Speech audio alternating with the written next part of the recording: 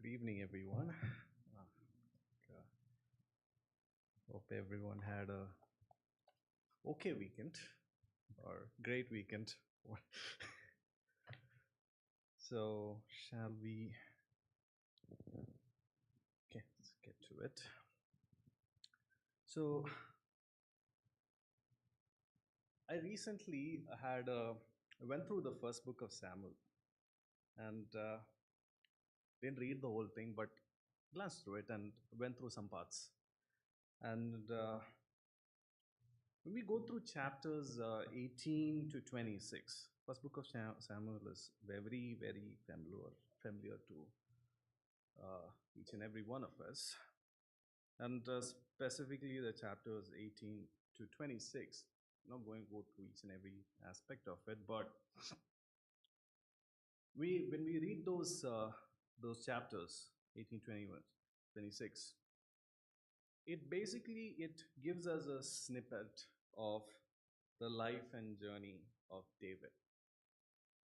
And to talk about the life of David, especially in the light of these few chapters, it would suffice to say that what he had was nothing short of a roller coaster journey. His life was nothing short of a roller coaster, right? He had his fair share of highs, and sure enough, it will be followed by a low. And to say the least, it was a very, very happening life, very, very event packed life that David had. Now, David's life, we look into it, we know that at a very early age, in his late teens, actually, uh, he went through a major victory in his life. We all know that. He slays the famous Goliath, and he uh, becomes a great influence in and becomes really popular. So it's a great achievement at a very, very young age. And then what we see after that is, because of that, goes on to, and even at that such a young age, he goes on to be anointed as the king of Israel. What happens next is he goes on to earn, or rather become, the subject of Saul's enmity and wrath. That's what happens next. Now we see that Saul plays all his cards to have David eliminated, and then David goes has then it's a saga. David is in his journey. He escapes from Saul, so from a high, and becomes enemy of Saul. And he tries to escape from Saul, and in that journey, then he finds a great friend in Jonathan. Then he continues with his journey, and he goes into hiding from place to place, jumping from place to place as he is pursued by Saul. And along this way, he gets several chances to kill Saul, but he doesn't. He spares him. And then we see that at the end, Saul admits to his sins, blesses David, and they part their ways in peace. What happens next? We know that Saul still pursues him, right?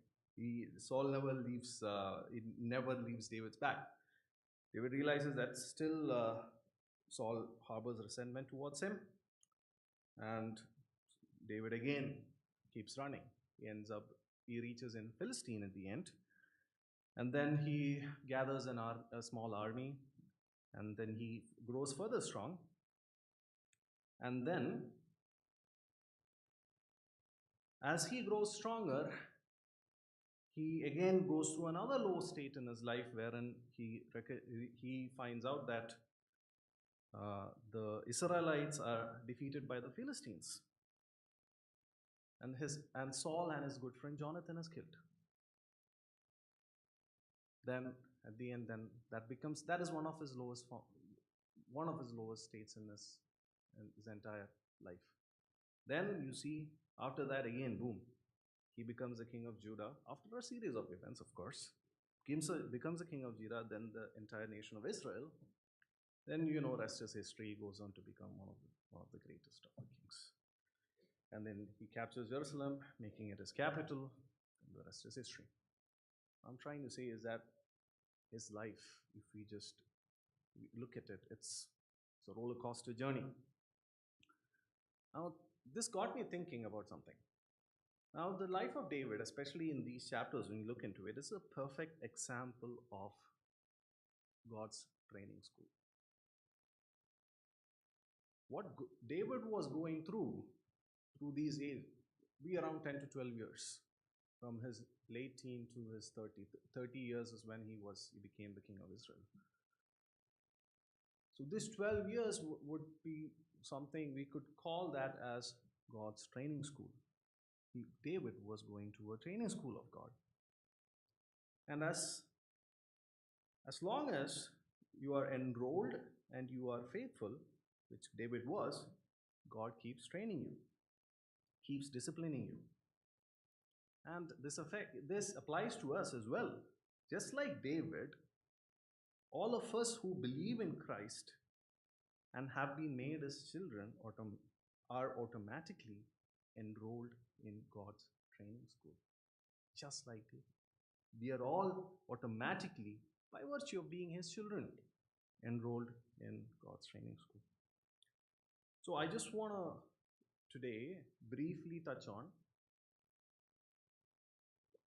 a few aspects, of course, in light of what we learned from David's life. Just touch on a few aspects of this beautiful journey, or rather, this beautiful training school of God. So let's see what it is about. And by the way, all children of God are the pupils in the school. Everyone is enrolled, everyone is in this course. Okay? And there are some good news and there are some bad news with respect to the school. So the good news is that nobody fails the course. Okay? Everyone passes. Nobody is going to fail. As it says in Philippians chapter 1 verse 6. It says here in Philippians 1:6, I am confident of this very thing, that he who began a good work in you will perfect it until the day of Jesus Christ. So this is started by God, and he will make sure that is brought to the end in absolute fruition. So nobody is going to fail. God has begun the work, and he will see you through, and he will ensure that you pass the course. But the bad news is this. The passing out parade, or rather the graduation day, or the day of passing the course, doesn't come about until the day you pass away. So this course goes on till you die. So the training happens till the end of. On the last day is the day you graduate, or the last day on earth is the day you graduate. So that is one thing. So it's not like we can, do a crash course or fast track the process now. So this is a lifelong training process. That is what God has planned for us. And that is what he has got in us. That is what he has got for us. And the second thing is that, of course, there is no dropping out of this course. And the more you try to drop out of the course, the more difficult the whole thing becomes. So that is the second part. So we can see even in David's life, we'll get to that later, he tries his fair share of trying to drop out of the course. And his life becomes substantially difficult as a result of that as well. Now, why are we discussing about these things? Why are we discussing about the journey? Why are we talking about this? The main reason is that the journey of navigating any course becomes much easier, becomes much more successful when we are aware of its nature, when we know its objectives, when we know its rules. It becomes much easier to go through the program when you know what to expect. So today, I'm going to briefly go through the program, okay? So we will see the different aspects of it. So today we'll just talk about the program, maybe some other day the courses in the program, or and maybe other day the objectives of his training. Why is he doing these things? So today, so there are a few aspects of it. There are three, four important highlights or points of this, of the training school, or the training school of God. So, which we are all part of. We are all in this journey. Let us try to, or let's just try to understand about it today. Okay. So, just to recap the story of David's life, when we think about it, first thing that we can think about is, why did God, why did God uh, let David get to his 30s to have him as a king? Like, why didn't God remove Saul, the corrupt Saul, and install David right when he was a teenager? Very valid question, right? Why did he have to put David through uh, all of this journey, of this troubles and this trials for the 12 years?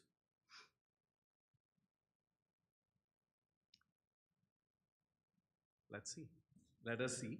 He put him through the training school so that he had some plans for David. That is why he put him through the training school. Now, let's look at some of the salient features of the training school. The first thing is, the curriculum is not explained in advance. We do not know the curriculum in advance. Now, we look at David's life.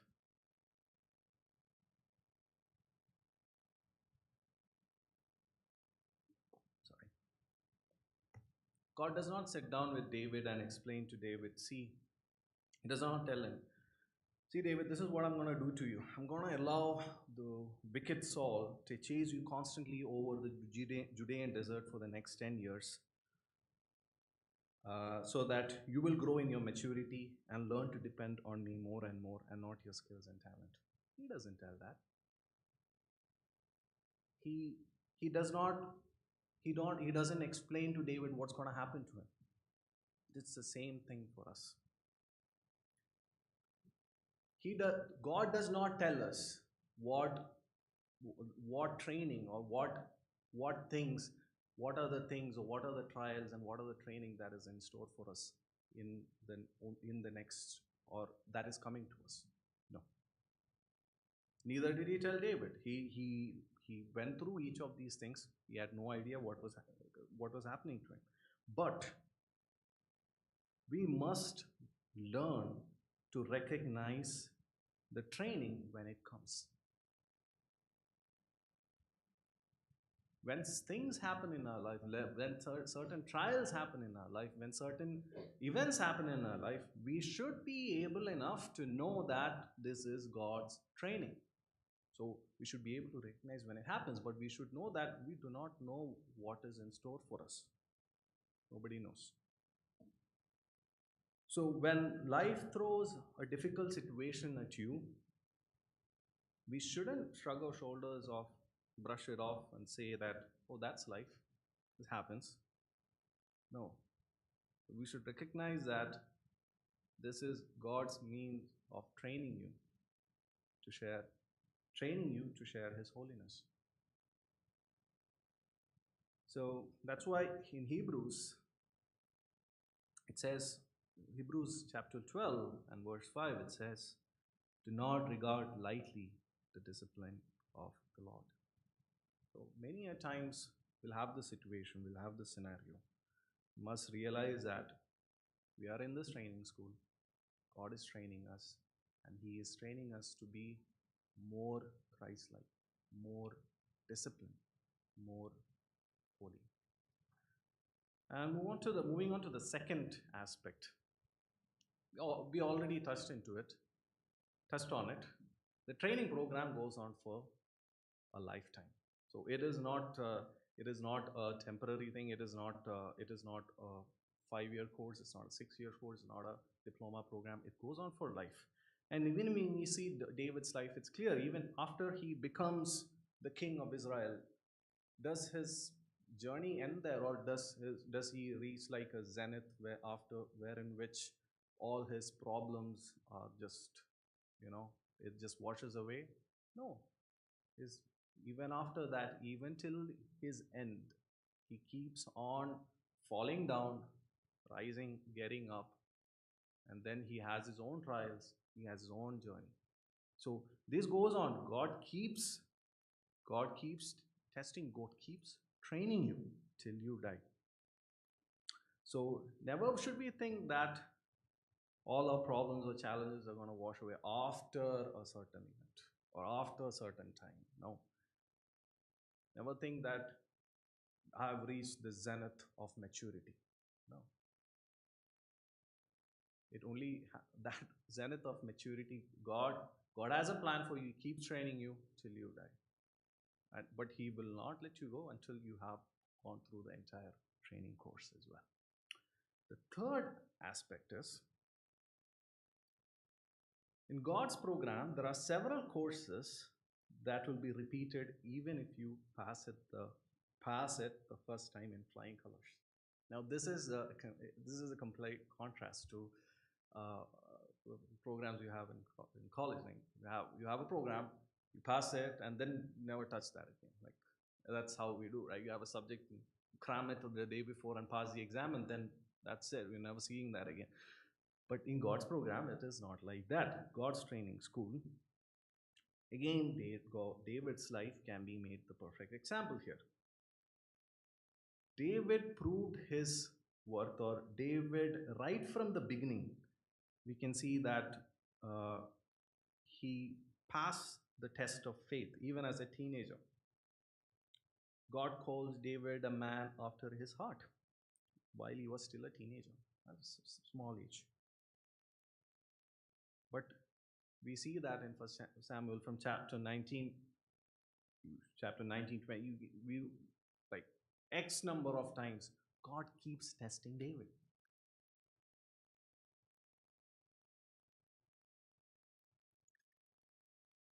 He keeps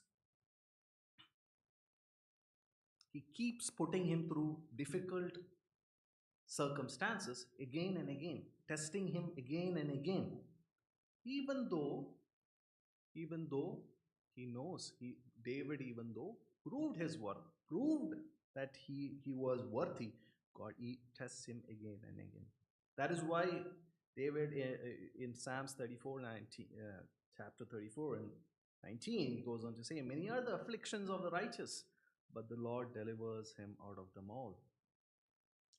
He was talk, he was telling that based on his own experience. Many were the afflictions that he experienced in his life.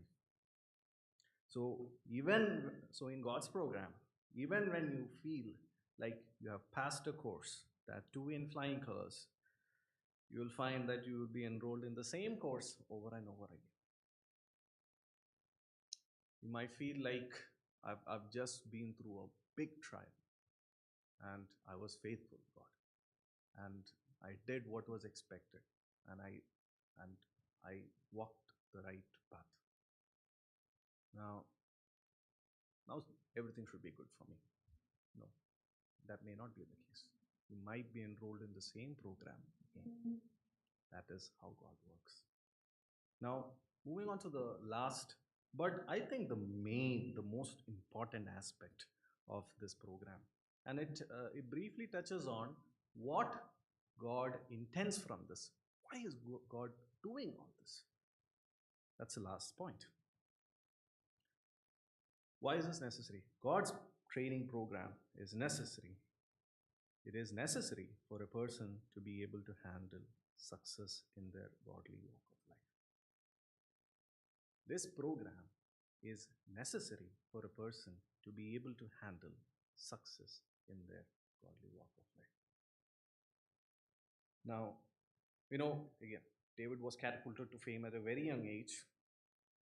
And the fact is that that is some that is actually the worst thing that can happen to someone.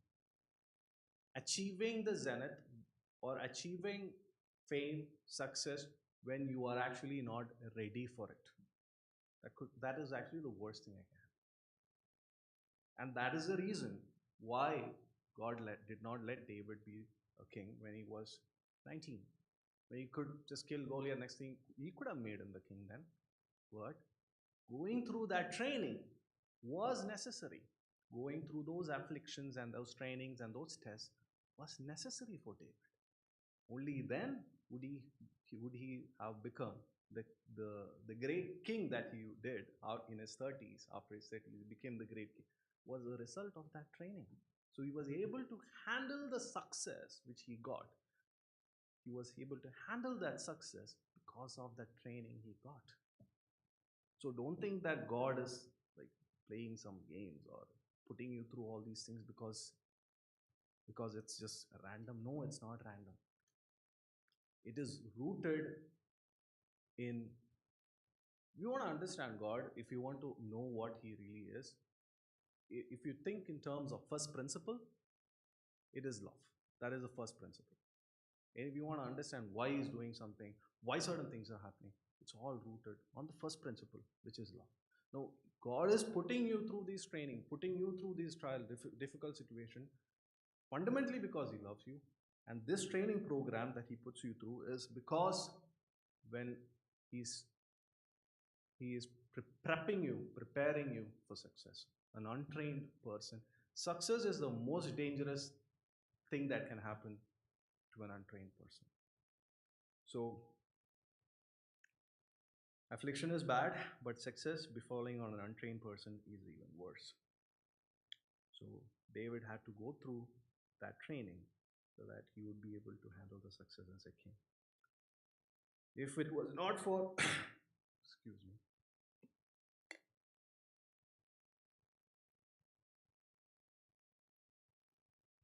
if it wasn't for God's humbling, if it wasn't for the hundreds of the humbling situations that David went through, if it wasn't for the hundreds of situations where he had to completely depend on God and God alone, and when he came to the absolute realization that it is only through God and nothing of his skill, his Goliath killing, extremely high intelligent skill, none of that is what really matters. It is his faith in his God. It's faith in God. It is his it is holiness and his faith in God. That is what is the main thing. And he realized that. That is when his training ended. That is when he didn't end. That is when he became ready to become a king. And it was all part of God's training. So a successful person is doomed to fall into the pits of pride. He's doomed to fall into the uh, if he an untrained person who achieves success, you know what happens. It's doomed to fall into the pits of pride. And we all know what comes after pride, right? Fall. So God's program is beautiful. He he has enrolled each and every one in this. It is all he expects from us is love him, go closer to him throughout this journey, and uh, recognize when he's training you, what he's training you for, and it is a beautiful journey. Thank you, everyone, and have a great evening, and may his name be glorified.